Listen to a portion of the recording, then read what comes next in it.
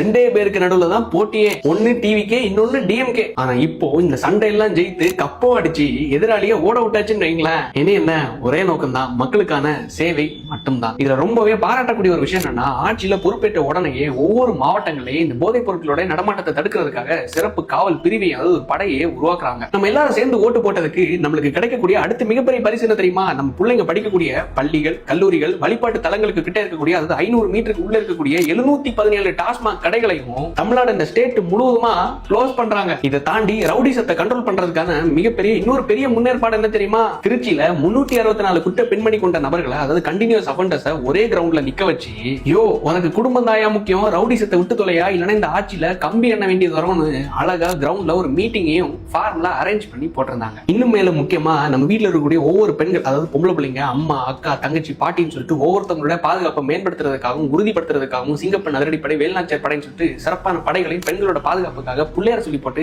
செதுக்கி ஆரம்பிச்சிருக்காங்க. இதுக்கு கூடவே இந்த அரசியல் துவக்கத்தை மரியாதைக்குரிய முன்னாள் முதலமைச்சர் மு.க. ஸ்டாலின் அவர்களையும், நம்மளோட அரசியல் ஆசான் சீமான் அவர்களையும், அன்புமணி அவர்களையும், வைகோ அவர்களையும் சந்திச்சு நம்ம மக்களுக்கான ஒரு நல்லாட்சியை நேர்த்திக்கு தொடங்கி இருக்காங்க. தொடங்கப்பட்ட இந்த மக்களாட்சிக்கும் வேரோடு வீழ்த்தப்பட்ட மன்னராட்சிக்கும் இது அருமையாக செய்து முடித்த திரு விஜய் அவர்களுக்கும் மனமார்ந்த வாழ்த்துக்கள். இன்னொரு விஷயத்தையும் நினைவுபடுத்த விரும்புறேன். அதாவது முத நாளே ஆட்சி அதிகாரத்தில் ஏறணும்னே சொன்ன பதிவு பண்ண ரொம்ப முக்கியமான விஷயம், நம்ம ஆட்சியில ஏறிட்டோம் உட்கார்ந்துட்டோங்கிற அந்த அதிகார போதையில தயவு செஞ்சு ஆடாதீங்க, துள்ளாதீங்க. அதை மட்டும் பண்ணீங்கன்னு வைங்களேன், திமுகவுக்கும் டிவிகேக்குமான போட்டியில வெற்றி அடைஞ்சதுக்கான அர்த்தம் இல்லாமலே போயிடும். இது ஓட்டு போட்டவங்களுக்கும் போடாதவங்களா இருந்தாலும் சரி, தமிழ்நாட்டில் இருக்கக்கூடிய ஒட்டுமொத்த மக்களுக்கான ஒரு மக்களாட்சியை இருக்கும் என்றும், அதை தாண்டி நல்ல ஒரு வளர்ச்சிக்கான நல்ல ஒரு முன்னேற்ற பாதைக்கு எடுத்து செல்லக்கூடிய ஒரு ஆட்சியை இருக்கும் என்றும் நம்பி விடைபெறுகிறேன். நன்றி, வணக்கம்.